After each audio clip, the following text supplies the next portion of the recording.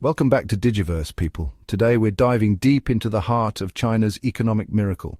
We're talking about how China went from, 0 to 100, becoming the factory of the world. Seriously, if you look around your house right now, chances are probably a lot of things were made in China. So how did this happen? What's the secret sauce? Don't worry, we've got you covered. So picture this, it's the 1980s, China's economy is just starting to open up and they need a plan. And their plan, become the go-to spot for manufacturing. They're like, hey world, we've got something no one else has. A massive workforce ready to roll up their sleeves. And it wasn't just the workforce, it was the low wages that came with it. Suddenly companies around the world, especially those big Western brands, were like, hold on, we can make things cheaper in China? Take Nike, for example. They were all about those American-made sneakers, but then they saw the opportunity in China. Lower production costs? Check. Access to a huge market? Check. By the 2000s, China was churning out Nikes like nobody's business. Now, for this manufacturing magic to happen, China needed workers, and I mean a lot of workers. We're talking millions of people. Cue the largest migration in human history.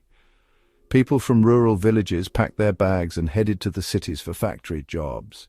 Imagine entire villages emptying out, families chasing the dream of a better life.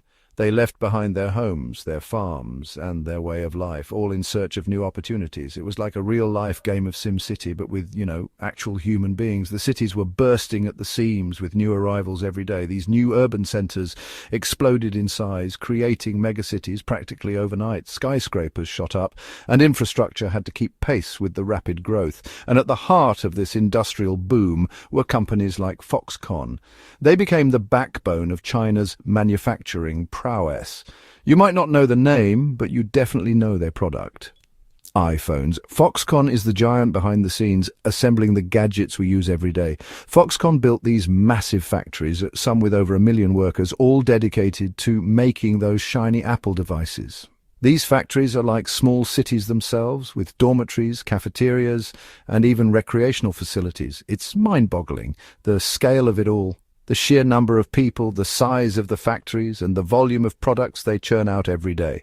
This migration and industrial boom have reshaped China's landscape and economy in ways that are hard to fathom. All right, so China's making all this stuff, but where's it all going? Let's dive into the fascinating journey of Chinese exports and how they have reshaped the global market. Well, their strategy was simple. Flood the global market. They aimed to become the go-to source for affordable goods, and they executed this plan with precision. They became the masters of Made in China, and they did it by making sure their products were crazy affordable. This wasn't just about low prices. It was about dominating every market segment. How? Well, they kept their currency value low, which made their exports cheaper for other countries. This currency manipulation was a key part of their strategy. Plus, they gave sweet subsidies to their exporters, making it even more profitable to sell. These subsidies were like rocket fuel for their export economy. And who benefited the most? Consumers in developed countries, of course, so they got access to a wide range of products at prices that were previously unimaginable. Suddenly, everyone could afford that flat-screen TV or that new gadget. It was a consumer revolution driven by China's relentless export machine.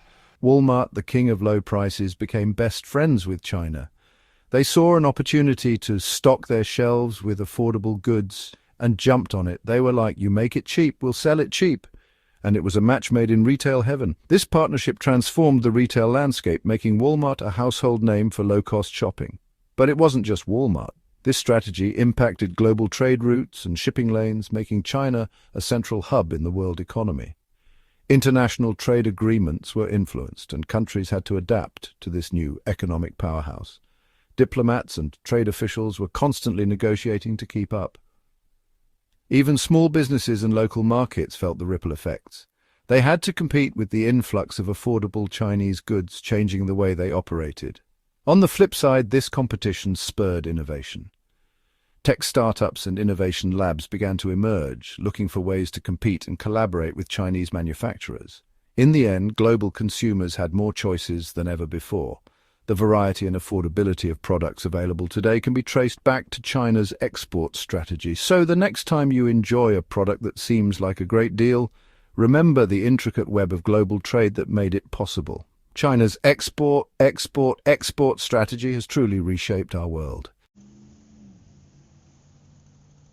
Chapter 4. Joining the big leagues, China enters the WTO. Now, China knew that to really play in the big leagues, they needed to join the World Trade Organization, the WTO. It was like getting that exclusive membership card to the Global Economy Club. And in 2001, they finally got in. This was huge.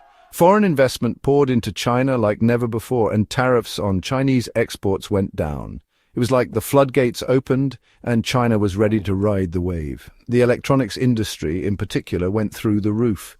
Companies like Dell, HP, even Apple, they all realized that setting up shop in China was a no-brainer. China became the world's electronics hub, churning out computers, phones, you name it.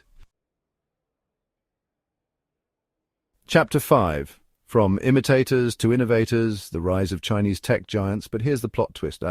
China wasn't content with just being the world's factory. They wanted to create their own global brands, and that's exactly what they did. Companies like Huawei, Alibaba, and BYD emerged as major players on the world stage. They went from, hey, we can make that cheaper, to hold my Tsingtao beer, we can make it better. The electric vehicle industry is a perfect example. The Chinese government saw the potential of EVs and went all in, supporting domestic companies like BYD. Now China's the world's largest EV producer, with BYD and Tesla factories pumping out millions of electric cars every year. Talk about a power move. Chapter 6. The Belt and Road, China's global ambition. But wait, there's more. China's not stopping there. They've launched this incredibly ambitious project called the Belt and Road Initiative. This initiative is not just a series of construction projects, it's a grand vision to reshape global trade routes and economic landscapes. Imagine a modern-day Silk Road connecting China to the rest of Asia, Africa, and even Europe. This isn't just a nostalgic nod to history, it's a strategic move to create new pathways for trade and economic cooperation. We're talking massive infrastructure projects, railways, highways, ports, you name it. These are not small undertakings, they are colossal efforts that require immense resources and coordination. China's investing billions, even trillions of dollars in this thing. The scale of investment is unprecedented, aiming to build a network that spans continents and oceans. Why? Well, it's all about securing their economic future. By creating these new trade routes, China is ensuring that it remains a central player in global commerce for decades to come. They're gaining access to new markets for their goods, securing resources, and expanding their global influence. Take Africa, for example. The continent is rich in natural resources and offers a burgeoning market for Chinese products. China's been pouring money into infrastructure projects there, building roads, railways, and power plants. These projects are transforming the economic landscape of many African countries, providing them with the infrastructure they need to grow. It's a win-win, some say. African nations get much-needed development, and China gets access to vital resources and new markets for its goods. Africa gets much-needed development, and China gets access to resources and new markets. This symbiotic relationship is reshaping the economic dynamics of the region. But of course, not everyone's convinced. There are skeptics who question China's motives and the long-term implications of these investments. Some see it as China flexing its muscles, expanding its reach, and maybe even creating some debt traps along the way. Critics argue that these projects could lead to unsustainable debt levels for the participating countries. It's a complex issue with no easy answers. The Belt and Road Initiative is a multifaceted endeavor that has the potential to reshape global trade and economic relations, but it also comes with significant risks and challenges. Outlook, the future of China's manufacturing empire. So there you have it, folks. That's how China transformed itself into the manufacturing powerhouse it is today. From embracing the factory of the world strategy to fostering its own tech giants and expanding its global reach with the Belt and Road Initiative, China's economic journey has been nothing short of remarkable. But the story doesn't end there. In our next episode, we'll explore how China is shifting gears moving from made in China to innovated in China. We'll dive into the world of Chinese tech, artificial intelligence, and their plans for global dominance. So make sure you hit that subscribe button and ring the bell so you don't miss out. And as always, thanks for joining us on Digiverse.